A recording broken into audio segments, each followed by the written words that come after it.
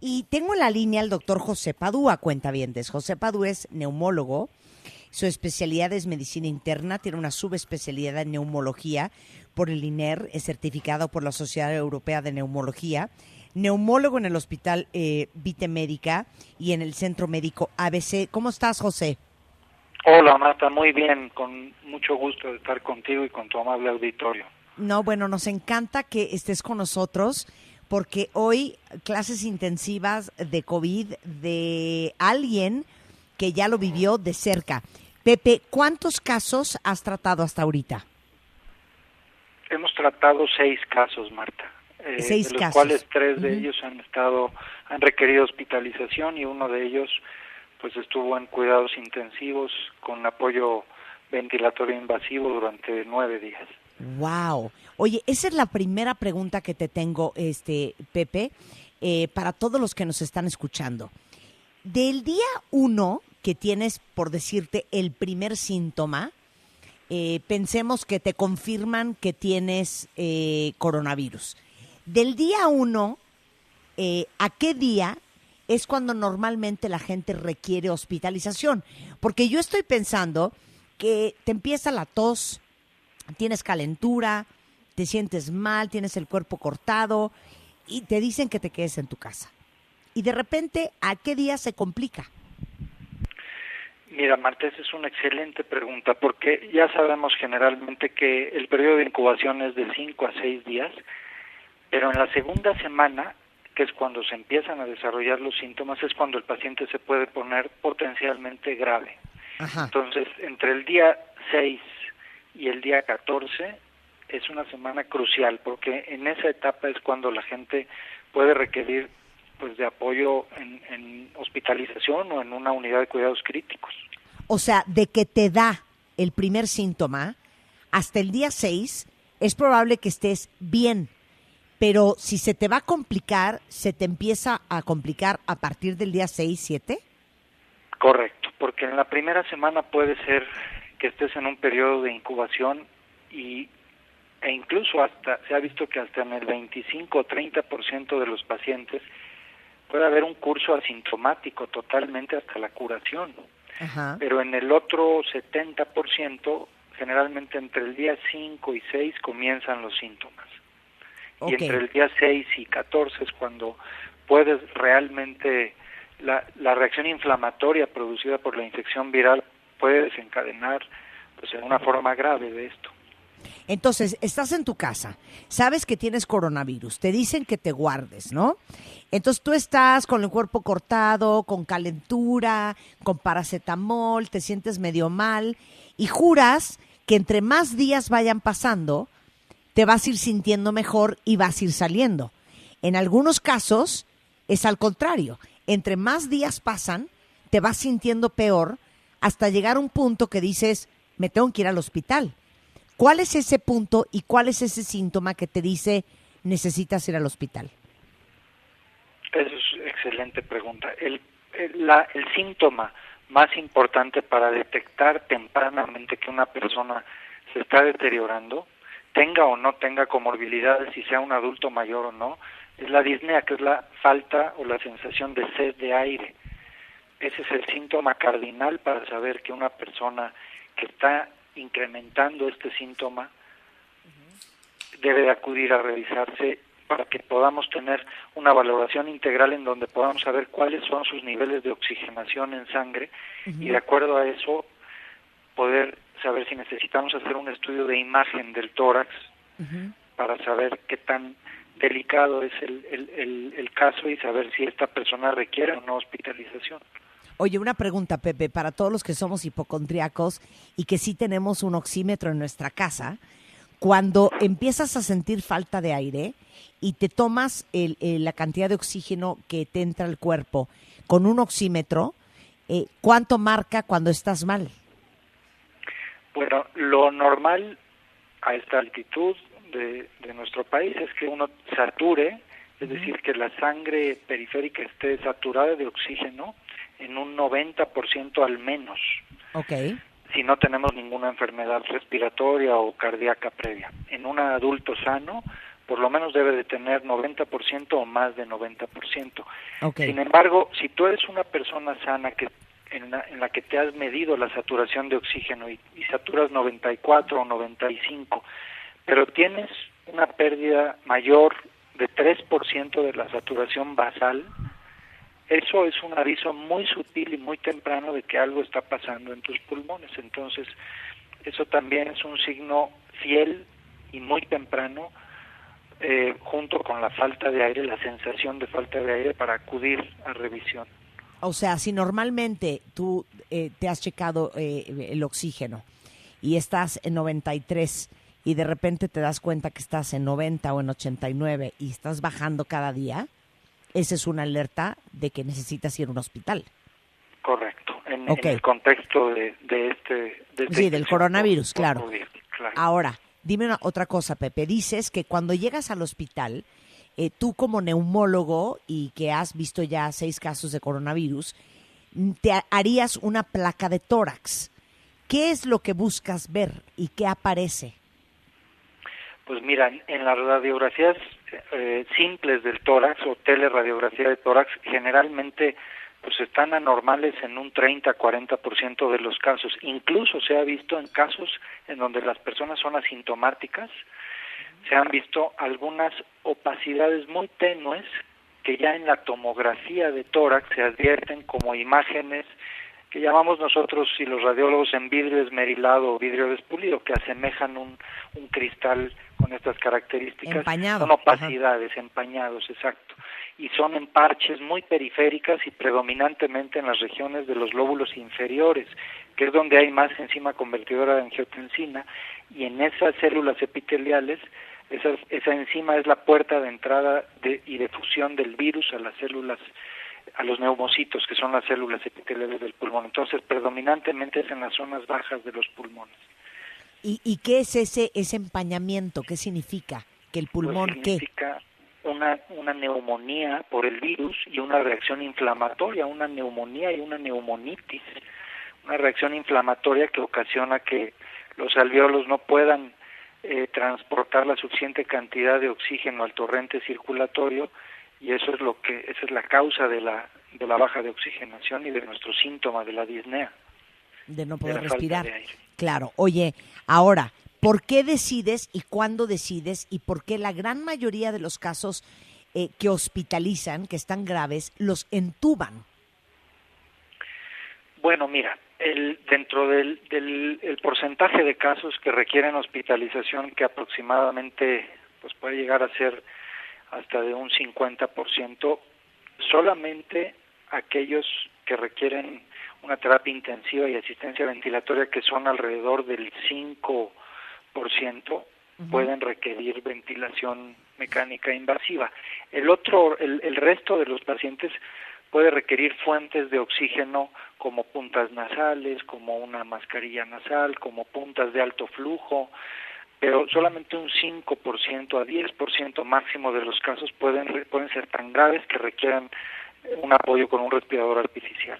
Y les pones el respirador no solamente porque no pueden respirar bien solos, sino también porque estás dejando que los pulmones descansen de hacer su chamba, ¿o cómo es?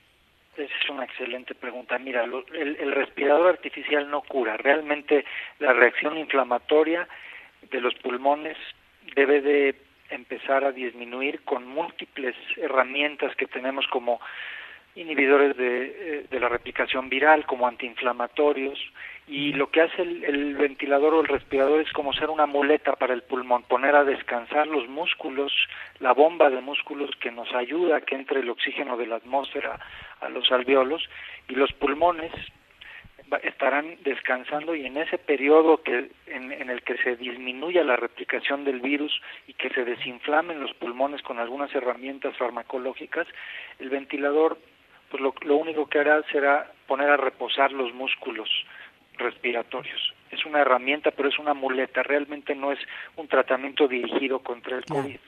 Claro, ahora sí que es el salvavidas para que el pulmón descanse, se recupere, batalle y luche contra lo que está infectándolo, y mientras tanto algo más, que es esta máquina, un respirador, haga esa chamba. Así, Ahora, correcto. dime una cosa, Pepe.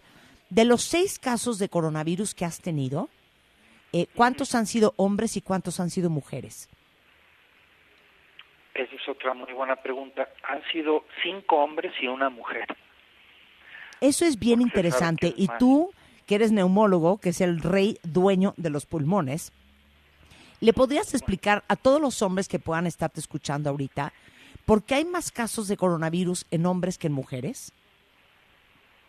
Pues mira, hay teorías, Marta. Todavía nos falta mucho por saber aquí, pero hay algunas teorías que hablan sobre hormonas sexuales femeninas y genes inmunomoduladores ligados al cromosoma X, que es O el sea, que nosotros cromosoma. tenemos estrógenos, ¿no? Las mujeres. Así es, correcto. Ujú. Y tienen 2 cromosomas X y nosotros nada más uno. Entonces, esa es una teoría. Otra teoría es porque los hombres tenemos más enzima convertidora de angiotensina y este receptor es la puerta de entrada del virus a las células del epitelio bronquial y pulmonares. Entonces, esas 2 cosas son importantes y por eso se advierten más casos en hombres que en mujeres. No es tan distinto o tan abierta la diferencia como yo lo he visto.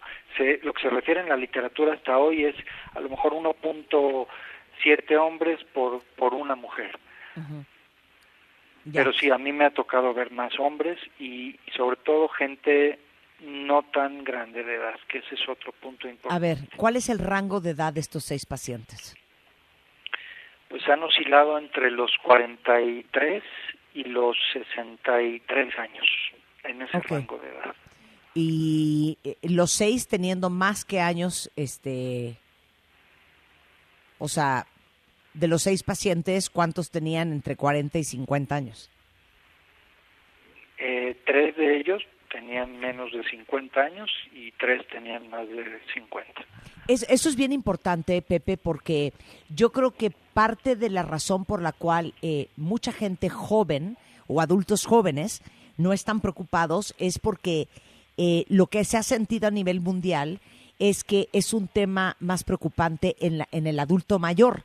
Sin embargo, todos los doctores y todos los expertos en el tema han hecho un gran esfuerzo por recalcar que esto no significa que la gente menor de 60, 70 años esté libre de ser contagiada y de tener complicaciones, incluyendo la gente mucho más joven de 40 y 30 años. Es correcto. De hecho, pues hay algunas cifras un poco alarmantes en los últimos días. Por ejemplo, en Nueva York el 54 a 55% de la población que ha sido hospitalizada, es decir, que tiene una forma grave, son personas entre los 18 y 49 años. El 20% de las personas que fallecieron en Corea del Sur eran menores de 50 años y el 15% de las personas en las unidades de cuidados intensivos en Italia tenían menos de 50 años. Entonces, efectivamente, no es una enfermedad privativa de la gente adulta mayor ni con comorbilidades. Claro. De hecho, el presidente de la Organización Mundial de la Salud dijo hace unos días que pues los jóvenes les llamaba la atención a que no sintieran que son invencibles, porque esto nos puede dar a cualquiera y una vez que entra en tu cuerpo el virus, tú no sabes cómo va a terminar esa lucha entre tu sistema inmunológico y el agente viral. Exacto. Y ¿sabes qué, Pepe? Quiero que me expliques algo que todavía no sé si ustedes, los doctores y especialistas, han terminado de concluir.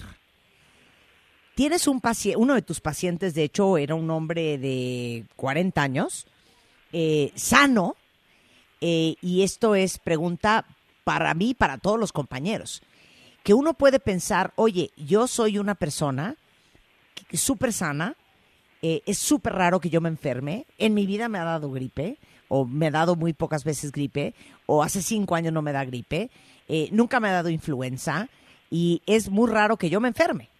Entonces, pues no tengo miedo.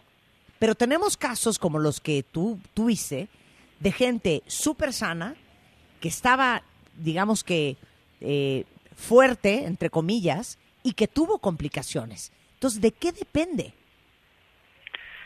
Pues mira, Marta, ahora estamos tratando efectivamente de dilucidar esto, porque no hay una sola teoría. Yo creo que depende, para mí son 3 factores que son los que se están describiendo, pero todavía nos falta conocer mucho más. Y estos factores son, 1, la respuesta inmunológica, que puede estar mediada genéticamente, que es individual y que no podemos saber cómo va a reaccionar una economía, un ser humano a un insulto de esta naturaleza. Número 2 es que también está mediada por los hábitos alimenticios, por el ejercicio, por la genética, etcétera. Número 2 es el tiempo en el que se presente el paciente a ser atendido, si es en los primeros 2 o 3 días de que empiezan los síntomas, y esos síntomas le están advirtiendo a la persona con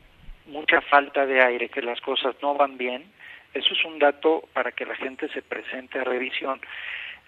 Desgraciadamente algunas personas creen que esto va a pasar o se ha podido diagnosticar en forma errónea como una neumonía típica por otros gérmenes, y eso ha retrasado el tratamiento. Entonces, el que lleguen tarde, como en el caso de este joven que llegó 7 días después de haber empezado los síntomas, pues eso también es algo muy importante. Y la última cosa, el último punto que estamos viendo, pues es efectivamente la edad y las comorbilidades, que no te hablan de otra cosa más que de la reserva que tienen tus órganos, cardíaca, pulmonar y renal, por ejemplo. Dios de mi vida, ese es el punto, cuentavientes. Que tú puedes decir, no hombre, yo, ¿por qué me va a dar? O si me da, yo creo que no voy a tener bronca. Para saber. Y eso es algo que no quieren ustedes averiguar. O sea, no queremos averiguar cómo va a reaccionar nuestro sistema inmune ante el coronavirus. Porque tenemos casos de gente a simple vista súper sana, súper fuerte, que hacía ejercicio, que comía súper bien y que le ha ido muy mal y que ha perdido la vida. Y gente que a lo mejor pensarías que le iría muy mal y ha tenido síntomas muy leves. Entonces, eso es algo que no queremos averiguar. Por eso la importancia de seguir las medidas de higiene y de quedarte en tu casa. ¿Estás de acuerdo, Pepe? Totalmente. Esa es la... O sea, ¿no quieres averiguar cómo va a responder tu sistema inmune? Por supuesto. No queremos averiguar eso. Eso es un tema en el que si nos metemos a averiguarlo nos vamos a llevar muchas sorpresas, y lo que exhortamos a la población es que siga estas medidas cautelares del aislamiento y del distanciamiento, porque si no lo hacemos en esta cuarentena, de verdad, Marta, que no vamos a tener un sistema de salud ni aquí ni en el mundo entero que alcance para ver la cantidad de casos simultáneos y poderlos atender bien. Claro. ¿Estás preocupado, Pepe? Sí, yo creo que todos los que estamos al frente de esto estamos muy preocupados. ¿Por qué estás preocupado?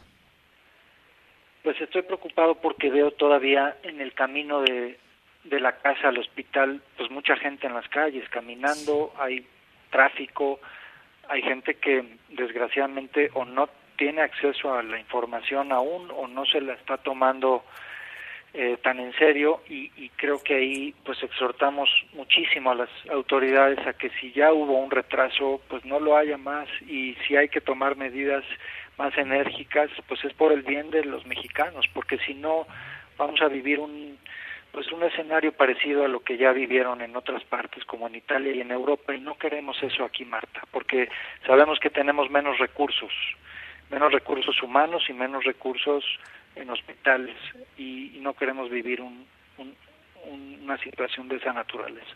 Yo se lo repito, cuentavientes, qué coraje que te dé coronavirus y qué tragedia que te mueras porque no hubo un ventilador para ti, porque no hubo una cama de hospital, porque no hubieran suficientes doctores que te atendieran, porque no había oxígeno. Y estas son cosas que no estoy inventando aquí a la ligera. Son cosas que hemos visto en otras partes del mundo. Y no me voy a Italia.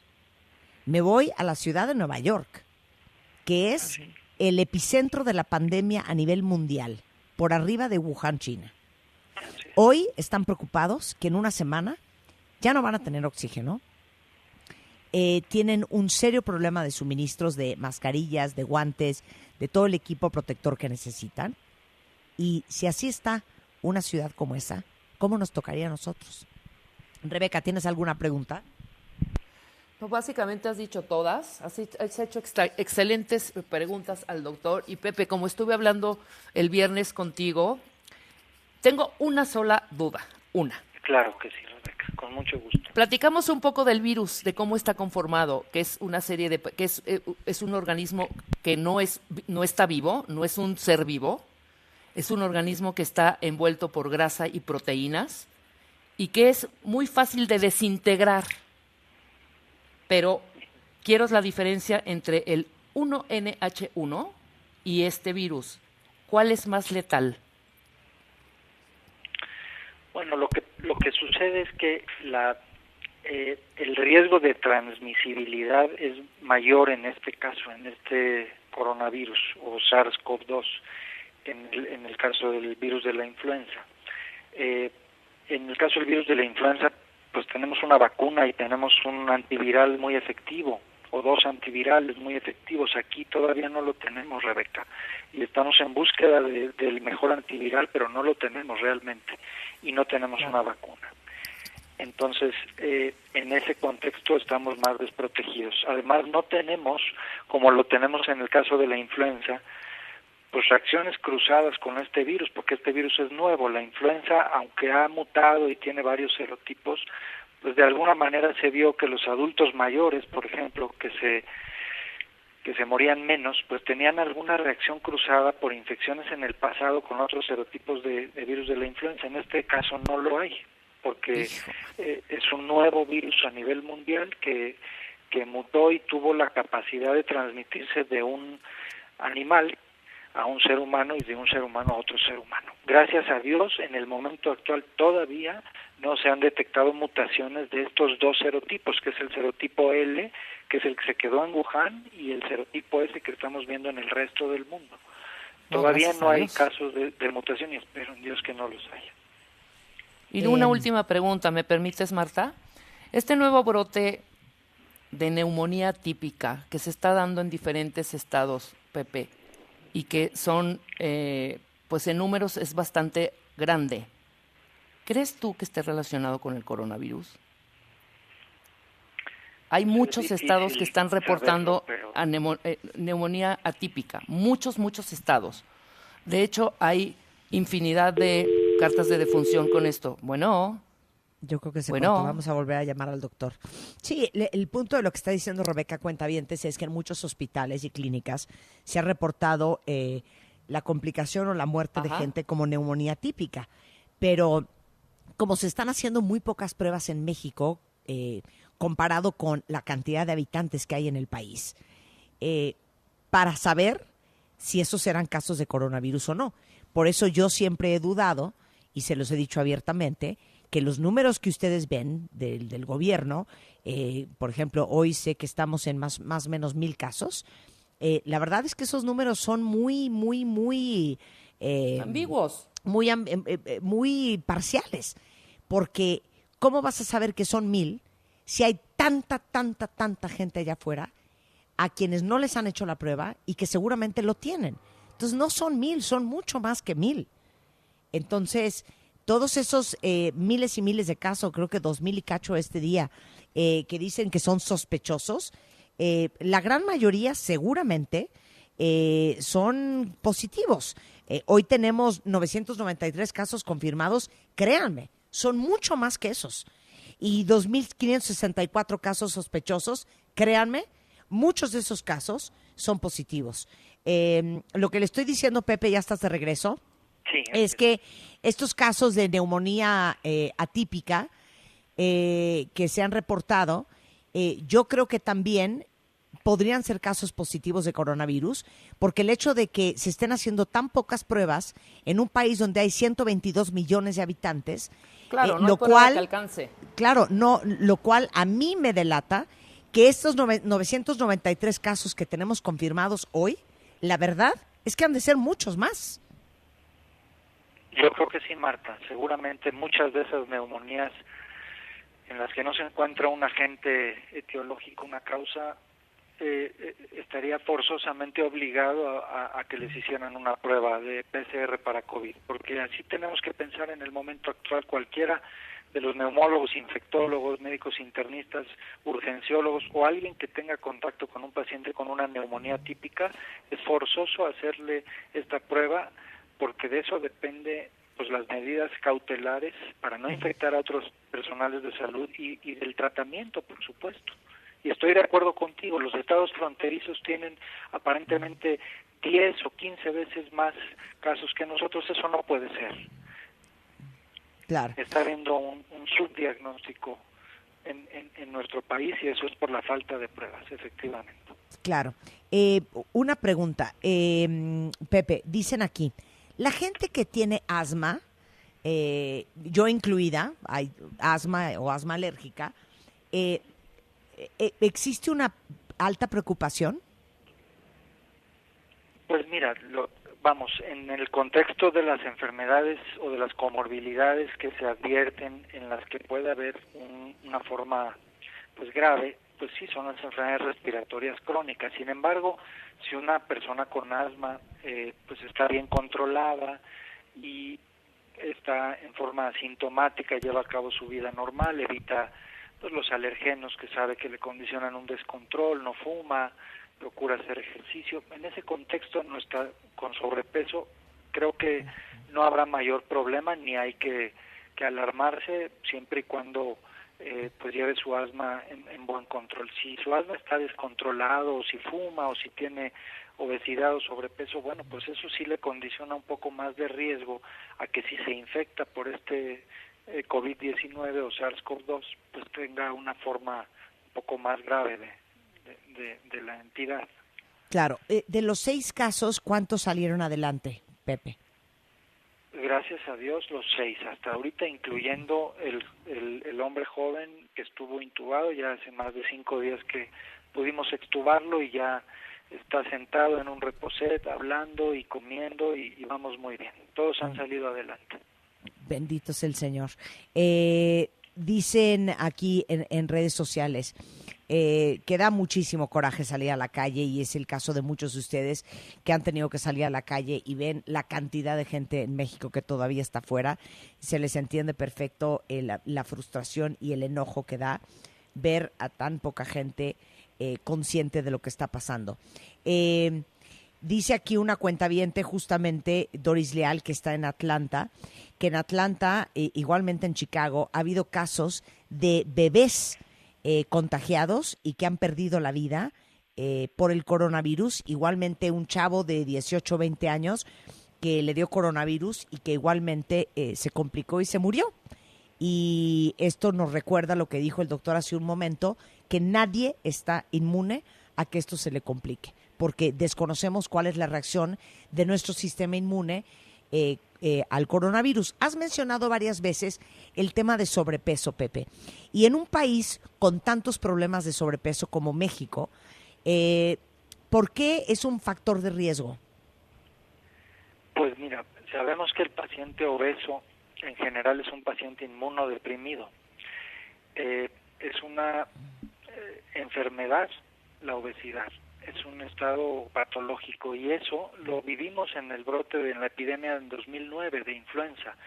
Las personas más graves eran los sujetos jóvenes obesos y las mujeres embarazadas. Y en ese sentido hemos tenido pacientes, y platicando con otros colegas, con formas graves de COVID, obesos, en los que aún hoy siguen con asistencia ventilatoria, no se les ha podido extubar, y tiene mucho que ver con el estado de inmunodepresión.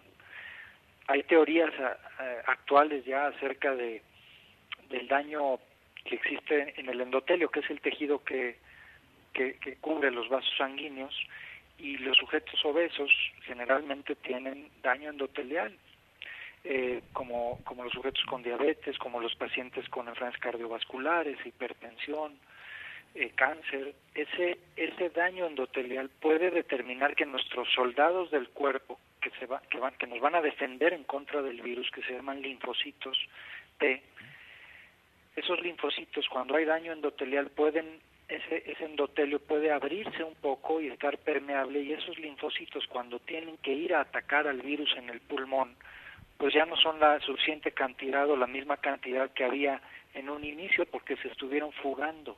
Y esta neumonía linfopénica, pues es lo que se advierte como un factor crucial para que la persona desarrolle o no una forma grave. Entonces, por eso, pues todas estas comorbilidades, la obesidad, la diabetes, las enfermedades cardiovasculares, pues generalmente tienen daño endotelial. Eso es una teoría, Claro. pero una teoría hecha por una gente en el mundo de la neumología muy reconocida, que es el doctor Antoni Torres en Barcelona. Ya. Oye, ¿y quién se muere? ¿Por qué se muere y cómo se muere? Pues los casos que en los que se pierde la vida, generalmente la primera causa de muerte es una inflamación muy severa del miocardio, que es el músculo cardíaco, una miocarditis fulminante y de una tormenta, así se denomina una tormenta de citocinas, que son las sustancias liberadas por el propio pulmón, sustancias inflamatorias que descomponen otros órganos, empiezan a descomponer el mismo corazón, el hígado, los riñones, y entonces la persona cae en una situación que se denomina falla orgánica múltiple, que tiene una mortalidad arriba del 80%. Wow. Una vez Pepe, que te una curas, pregunta Pepe, más. espérate, Rebeca. Marta, Una vez que te es que curas, quiero saber Pepe, una cosa importante. ¿quedas con secuelas? Pues todavía no buena lo esa. sabemos, pero mira, por supuesto que puedes quedar con secuelas si estuviste, por ejemplo, con apoyo ventilatorio y esta reacción inflamatoria severa que se denomina síndrome de insuficiencia respiratoria aguda o SIRA, provoca que algunas de las partes inflamadas del pulmón, después de haber sanado, queden cicatrizadas. Bueno, pues eso puede mermar tu capacidad pulmonar en el futuro. De igual manera, si tienes una miocardiopatía dilatada o una miocarditis por el virus, bueno, puedes quedar con insuficiencia cardíaca, o si tuviste que necesitar apoyo sustitutivo renal con hemodiálisis o con diálisis, puedes quedar con una enfermedad renal crónica. Y eso lo vamos a saber en los próximos meses, cómo es que quedan las personas que sobreviven a las formas graves de esto. Oye, Pepe, ¿Puedo? ahora dime una cosa. Oh, no, Marta. Rebeca, una cosa. Se ha dicho, doctores en lugares como Estados Unidos, que era posible que algunas sustancias, como podría ser la citromicina, el hidroxibutram, ya sabes cuál, que podrían ser auxiliares en el tratamiento del COVID. ¿Cuál es tu experiencia? Pues sí existen ya esquemas internacionales aprobados, Marta. Hay clases de medicamentos que inhiben la replicación viral y otros medicamentos antiinflamatorios que tratan de mermar esta cascada inflamatoria tremenda que hay. Son medicamentos, y esto es muy importante para tu audiencia, que deben de ser utilizados para pacientes que estén graves, que estén hospitalizados. No son medicamentos que debemos utilizar para la gente que tiene un cuadro menor y está en casa, o que es un adulto sin enfermedades, sano, y que está teniendo fiebre y un poquito de dolor de garganta o se siente con mucha fatiga.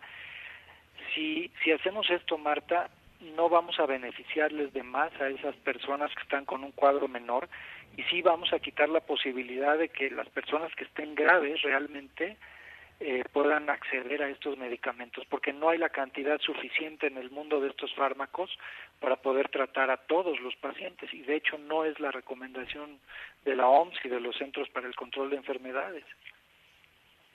Y sí hay varios esquemas. La verdad es que son muchos los medicamentos que se están investigando y los estamos usando ya. Sensacional. Para terminar, mi queridísimo Pepe, y mil gracias por tomarnos la llamada. Para los que se están uniendo, está en la línea el doctor José Padua, es neumólogo. Él tiene una subespecialidad en neumología por el INER, que es el Instituto Nacional de Enfermedades Respiratorias, y certificado por la Sociedad Europea de Neumología, explicándonos el COVID, y basado en experiencia personal, porque ha tenido que tratar a 6 casos que tuvieron que hospitalizar, en estas últimas semanas, y gracias a Dios los 6 salieron adelante. Pero, Pepe, ¿qué mensaje le darías a todos los que te están escuchando? Gracias. Por no decir, arrástranos, por favor.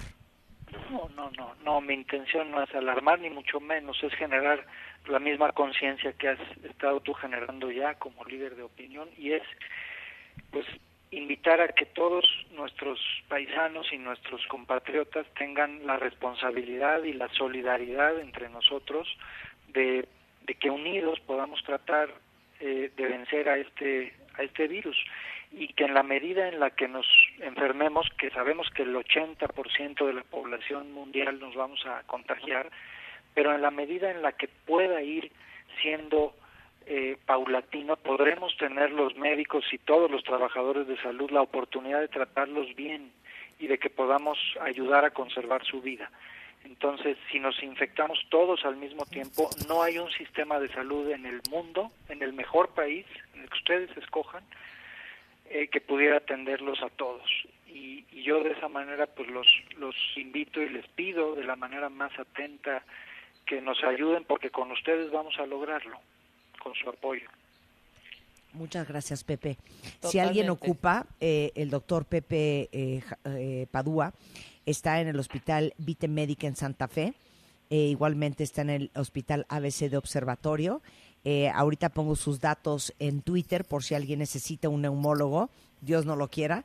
En Observatorio, en el ABC, 5272-3141, y en Vite Médica en Santa Fe es 44-49-15. Pepe, muchísimas gracias. Y ahorita yo por te hablo, darnos tu Pepe, tiempo. te hago mi pregunta. Muchísimas gracias. Ahorita te llamo directamente y te hago mi pregunta, Pepe. Qué pesada eres, Rebeca. A ver, no, espérame, Pepe. Quiero ver qué pregunta era. A ver, Rebeca, adelante, te escuchamos. Mi pregunta todos. era muy sencilla y muy fácil. A ver, quiero si yo oír. soy, si Donde no te- sea una si no- estupidez, ¿eh? No, yo nunca hago A ver. preguntas estúpidas, acuérdate. A Mira, nada más mi única pregunta era, supongamos que yo soy asintomática, Pepe. Sí. No me he hecho la prueba porque no tengo síntomas. Ya estuve encerrada 15 días. ¿Cuánto tiempo más tengo que estar encerrada para no ser foco de contagio?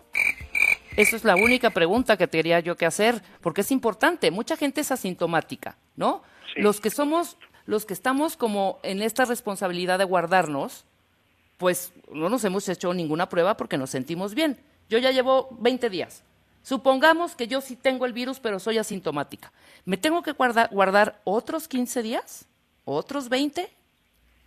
Bueno, ¿Cuándo mira, ya no tengo el virus en mi sangre? Es una muy buena pregunta. Mira, Rebeca, Ándele, ¿sabes Marta. que la carga viral todavía se ha aislado en las personas hasta los 26, 27 días de haber iniciado con los síntomas? Entonces, aún puede ser contagiosa todavía hasta esa etapa. Entonces, lo que se recomienda por la OMS es que después de haber terminado los síntomas, todavía te guardes 15 días más.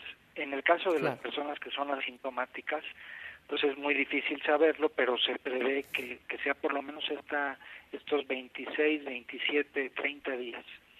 Ahora, si el riesgo de las personas que son asintomáticas es que puedan contagiar a otros, por eso es la oportunidad y la intensidad de esta cuarentena, para que aún cuando seas asintomático, pues no puedas contagiar a personas de grupos vulnerables a hacer formas graves de la enfermedad. Por eso todos tenemos que estar en cuarentena, aunque seamos asintomáticos o sintomáticos. Ahí está. Muchas gracias, Pepe. Gracias, Marta, Gracias a ti. por el espacio. Gracias, Marta. Híjole, pues la pregunta me dio 2-2, ¿eh? No, no es cierto. Estúpida. Gracias, Pepe. Te mandamos un beso y un abrazo. Gracias a ustedes. Gracias por lo... Ahora sí. Igualmente. Bueno, cuentavientes, ¿qué más? ¿Cómo más los podemos hacer conscientes de lo que estamos viviendo? Y se los juro que todos los que han tenido que trabajar porque sus empresas no les han dado luz verde y no son trabajos verdaderamente esenciales, no saben la pena y el coraje que me da. De verdad, ojalá pudiera hacer algo por ustedes.